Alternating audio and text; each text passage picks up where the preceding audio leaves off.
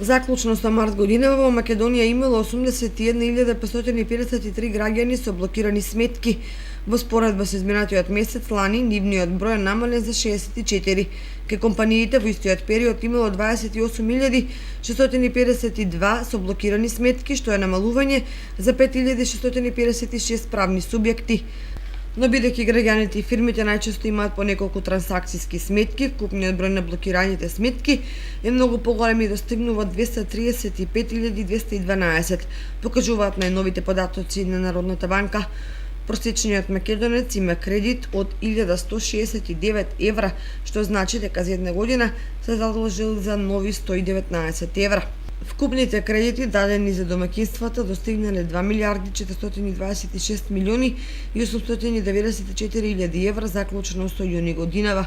Истиот месец лани биле 2 милиарди 180 милиони и 292 илјади евра, со што за една година се зголемиле за дури 246 милиони евра. Според најновите податоци на Народната банка, најголем дел од кредитите се денарски, а помал дел се со девизна клаузула или со странска валута. И ова и минатата година има намалување на бројот на компании со блокирани сметки, но Народната банка на Македонија пресметала дека во 2017 година има благ раст на бројот на банкротирани фирми.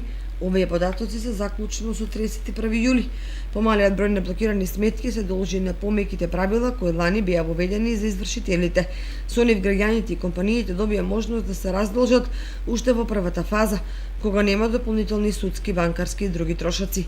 Има и засилена контрола на работењето на самите извршители, писмена опомена при принудна наплата, вонсудска постапка за комуналните сметки, кратење на роковите за продажба на недвижностите, но и заселување на должниците, можност да се продаваат предмети при стечај, еднократно поднесување на барање за алиментација, електронска комуникација со државни органи.